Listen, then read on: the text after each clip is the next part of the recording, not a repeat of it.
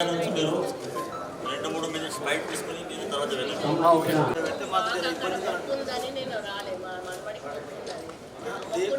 దేవుడు సన్నిధిలో కదా మేడం.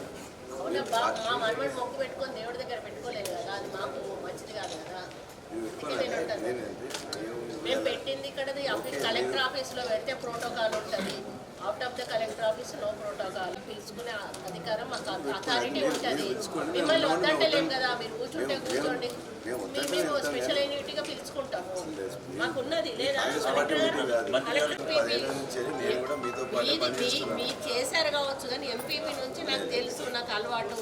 నేను ఇస్తా, నేను నాకేం ప్రాబ్లం లేదు. మీరు స్పెషల్ ఇన్వైటీగా పెట్టిన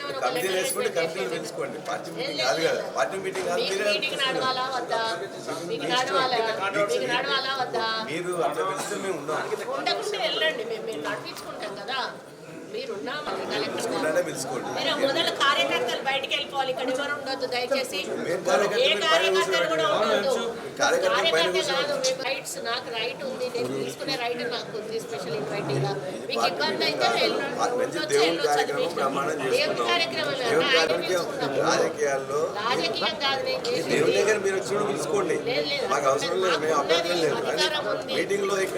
కలెక్టర్ గారు ఆబ్జెక్ట్ చేయాలి. కలెక్టర్ గారు చెప్తున్నారు కదా, నాకు స్పెషల్ ఇన్వైటీగా పిలుచుకునే పవర్ ఉందన్నా. ముందు కూర్చోబెట్టుకోండి, మీరు మాట్లాడేది లేదు కానీ మీరు చేసుకున్నట్లయితే మీరు చేసుకొని మీరు మీటింగ్ పెట్టుకోండి. కాంగ్రెస్ పార్టీ మీటింగ్ పెట్టుకున్నట్లయితే అబ్జెక్ట్ ఫర్ దట్.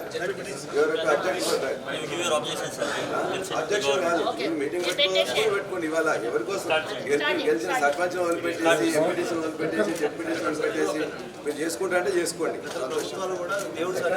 దేవుడి సన్నిధిలో చేసేవాళ్ళు దేవుడి సన్నిధిలో వదిలిపెట్టి ఇక్కడ ఖర్చుతో కూడుకొని కాంగ్రెస్ పార్టీ మీటింగ్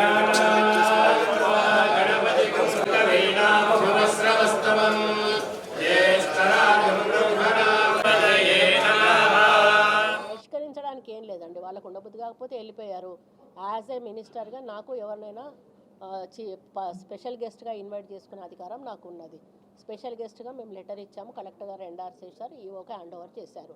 మాకు రూల్స్లోనే ఉంది అది. నేను ఎంపీపీగా పనిచేసిందాన్ని, ఎంపీపీగా ఉన్నప్పుడు కూడా నేను స్పెషల్ గెస్ట్గా మీటింగ్లోకి ఎవరినైనా ఇన్వైట్ చేసుకునేదాన్ని. ఆ రూల్స్ తెలిసిందాన్ని కాబట్టి రూల్స్ ప్రకారంగా మాకు ఇష్టం ఉన్న వాళ్ళని మేము పిలుచుకోవచ్చు. వాళ్ళకి కష్టమైంది వాళ్ళు వెళ్ళిపోయారు. వాళ్ళు మాట్లాడితే చాలా హాస్యాస్పదంగా ఉంటుంది. ఒకసారి వెనక్కి తిరిగి 10 సంవత్సరాలు వెనక్కి చూసుకుంటే తెలుస్తుంది ప్రోటోకాల్ ఎవరు పాటించలేదు. ఈరోజు వాళ్ళ ప్రోటోకాల్ గురించి మాట్లాడడం చాలా హాస్యాస్పదంగా ఉంది.